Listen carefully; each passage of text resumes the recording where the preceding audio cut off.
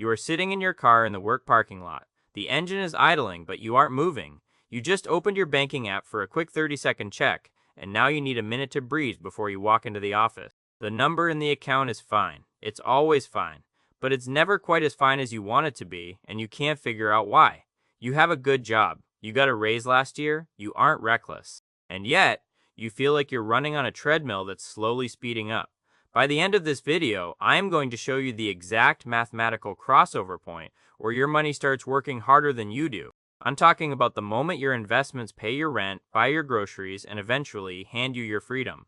Most people think this is a dream for the ultra-wealthy, but I'm going to prove to you that a school teacher can hit this point decades faster than a brain surgeon. But first, let's look at your coworker. Same office, same job title, same $63,000 starting salary. You both sit through the same Tuesday meetings where the VP says the word alignment 14 times. You both got the same $5,000 raise in year 2. You did what any reasonable person would do. You moved to a nicer apartment with a courtyard, traded in the old car with the peeling door handle, and added a few streaming services because sharing passwords was getting annoying. You earned it, right? She didn't. She kept the old car. She kept the parking lot apartment. She kept packing her lunch in the same blue plastic container. But she did something aggressive.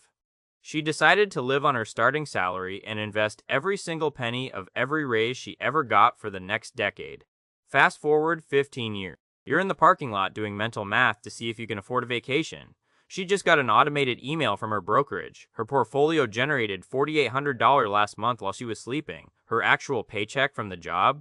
$5,200. She's almost entirely being paid by her past decisions while you're still entirely being paid by your boss. But here is where it gets interesting. There is actually a specific, back-tested number for this. It isn't a vague goal. It's called the 4% rule. A researcher named William Bengen studied every 30-year market period since the 1920s.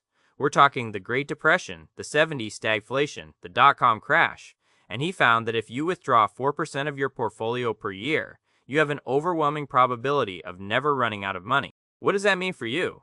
It means if you want your investments to replace a $60,000 salary, you need a portfolio worth 25 times that amount. That's $1.5 million. To replace $80,000, you need $2 million. I know, those sound like phone numbers, but stay with me because the math of how you get there is a total game changer.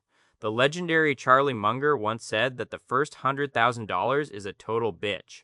He wasn't just being colorful, he was describing a mathematical reality. When you have $5,000 invested and it grows by 7%, you make $350.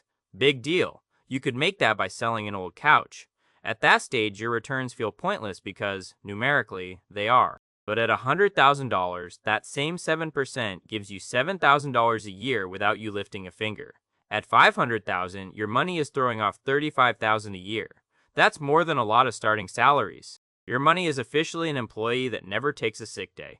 Here's a shocking fact for you. In a 30-year investment window, your portfolio will likely grow more in the final 10 years than it did in the first 20 combined. In those last 10 years, the market might generate 5 times more wealth than you actually contribute from your paycheck.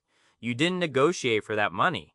You didn't sit through a performance review for it. It just grew while you were watching Netflix. Now, let's talk about that parking lot feeling. Let's say you're 34, making $78,000 a year. You got a nice CRV, a decent apartment, and you go out to dinner twice a week. You feel responsible. But let's look at the leaks. Rent is $1,600. The car is $500. Insurance, student loans, phone, groceries, gas, and those 12 streaming subscriptions you forgot to cancel. Before you've even bought a single beer or a new pair of shoes, you spent nearly $4,000. You're putting away maybe $390 a month into your 401k. At that rate, you won't hit the crossover point until you're 77 years old. That isn't a retirement plan, that's a plan to die at your desk. If you're finding this valuable and want to stop the desk death plan, hit subscribe. Most people watching aren't subscribed yet, and you don't want to miss the math I'm dropping next week. The reason you feel stuck isn't because you don't earn enough. It's because the entire consumer economy is precision engineered to consume exactly as much as you make. Every advertisement, every luxury apartment, every car dealership's low monthly payment is a trap designed to keep you in that parking lot. You aren't undisciplined. You're just playing a game where the rules were never explained to you. Lifestyle inflation is a silent killer. It doesn't happen overnight. You get a raise and you move because the lease was up anyway. You get a new car because the payments are almost the same. Each decision is reasonable, but together, they build a lifestyle that requires your entire salary just to function. The raise didn't make you richer, it just made your floor higher. But here is the secret the IRS doesn't want you to think about too hard. Your salary is earned income. Depending on where you live, the government might take 30 cents of every dollar before you even see it. But investment income, like long-term capital gains, is taxed way lower. In fact, a married couple can make nearly $100,000 from their investments and pay $0 in federal income tax. Zero! The system is literally designed to reward people who own things over people who do things. I'm not saying it's fair. I'm saying those are the rules of the stadium we're playing in. Now you might be thinking, Bill, I'll just wait until I make more money to start saving. That is a trap. The math of timing is violently unforgiving. If you start investing $500 a month at age 25, you'll have $1.3 million by 65.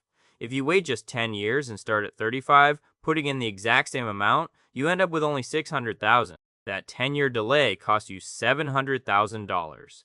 You can't rush compound interest, but you can definitely kill it by waiting. The single most important variable isn't your income, it's your savings rate. If you save 10% of your income, you'll reach financial independence in about 51 years. That's a long time. But if you save 50%, you're free in 17 years. This is why that teacher I mentioned earlier beats the surgeon. The teacher saves 50% of $55,000. Their needs are low, so their target number is small. The surgeon earns $400,000 but saves only 10%. Their needs are massive, so their target number is $9 million. The surgeon is a slave to their lifestyle, while the teacher is quietly becoming a millionaire. But here's the most uncomfortable part. Reaching the crossover point doesn't automatically make you happy. A study of 3,000 people who hit financial independence found that 57% of them kept working anyway. Why? Because they ran out of structure. They spent so much time focusing on the how of money that they forgot the why. The most satisfied people don't retire from something, they retire to something. Financial independence is a control event, not a retirement event. It's about the shift in power. Your employer's leverage over you isn't your job title or your skills. It's your bank account balance. Their leverage is the fact that you need next month's paycheck to pay next month's rent. The moment that stops being true, the whole power dynamic flips. You walk differently. You negotiate differently. You stop flinching when the company announces a restructuring. You don't even have to hit the full crossover to feel this. You feel it when you have 6 months of expenses in the bank. You feel it when you have $200,000 invested and realize you could survive for years if you had to. Every dollar you save is a piece of your freedom that you're buying back from the world. The people who build real wealth aren't usually the ones in the Ferraris. A study of 10,000 millionaires found that the top 3 professions were engineer, accountant, and, get this, teacher. 1 in 3 never made 6 figures in a single year. They didn't do anything heroic. They just treated their raises like they belonged to their future instead of their present. They ran the math that nobody told them to run. So, here's your homework. Look at your last raise. Did it go into a brokerage account? Or did it go into a better trim level on a car you didn't need? You can't change the past, but starting today is worth way more than starting perfectly tomorrow. Drop a comment telling me, what is the one lifestyle expense you'd be willing to cut today to hit your crossover point faster? And subscribe if you haven't. I post new videos every week to help you get that money working for you. I'm Dollar Bill, and I'll see you in the next one.